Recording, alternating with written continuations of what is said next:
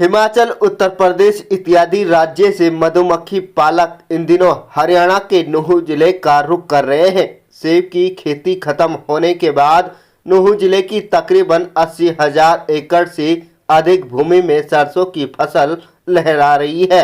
सरसों की फसल में इन दिनों चारों तरफ फूल खिले हुए दिखाई दे रहे हैं। इन्हीं फूलों से रस चूसकर मधुमक्खी तेजी से अपने छत्ते में रस तैयार करती है और मधुमक्खी पालकों को इस खेती की वजह से अच्छा खासा मुनाफा होता है।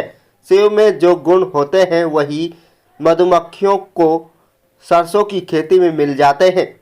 दूर दराज राज्यों से आने वाले बेरोजगार युवा मधुमक्खी पालन से सरसों की खेती के चलते अच्छा खासा मुनाफा कमा लेते हैं।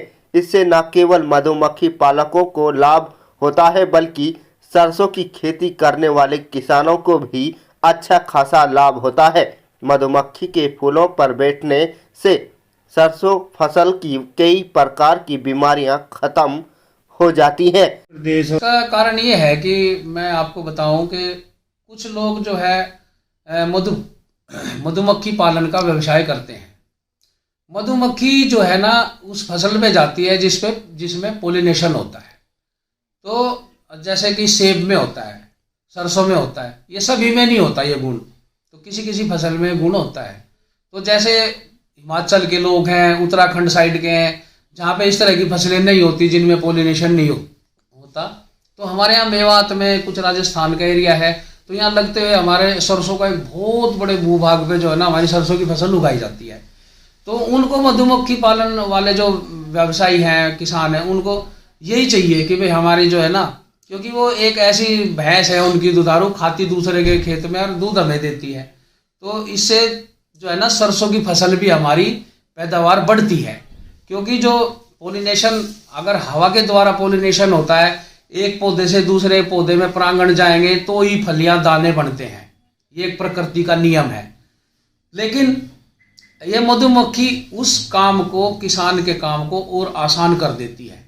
या एक फूल पे बैठेगी, फिर दूसरे पे बैठेगी, फिर कम से कम एक मधुमक्खी कम से कम 100-200 फूल पे बैठ जाती है शहद चूसने के लिए।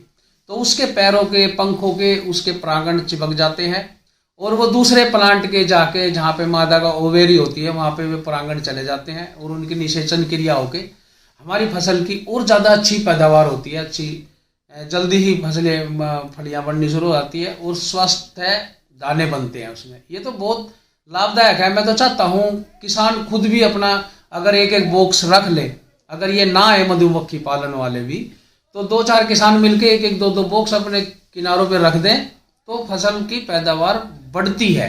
ये बहुत अच्छी चीज़ है कि मधुमक्खी जो है किसानों के लाभदायक चीज़ है। तो कांगड़ा हिमाचल प्रदेश से तो मधुमक्खी जो है 10 से 12 दिन में तैयार कर देती है और हम इधर तकरीबन 15 से 20 साल हो गए हर साल इधर आते हैं, सरसों के फूल के लिए इधर आते हैं। तो किस तरह से मुनाफा तो कुछ नहीं है, इसका सीजन का टाइम होता है, मौसम के ऊपर डिपेंड होता है। मौसम कैसा है, मौसम ख़राब रहा तो टाइम लगता है, बाकी अपना निकल जाता है, खर्चा वर्चा जो है उसी पे चलता है, ज़्यादा नहीं। तो कितने इसमें ग्रुप का रहता है ठीक सर ज़्यादा, क्योंकि काम के लिए 4 या 5 बंदे तो चाहिए होते हैं, अकेला बंदा तो काम नहीं कर सकता। ये तो सरकार कुछ नहीं है सर। तो शहद के क्या रेट है? शहद का रेट हर साल तो नया होता है, अभी तक तो निकला नहीं है अभी तक। तो किस तरह से एक दिन में शहद का एक्चुअली सर महीने में 2 या 3 बार निकल जाता है, 2 या 3 बार।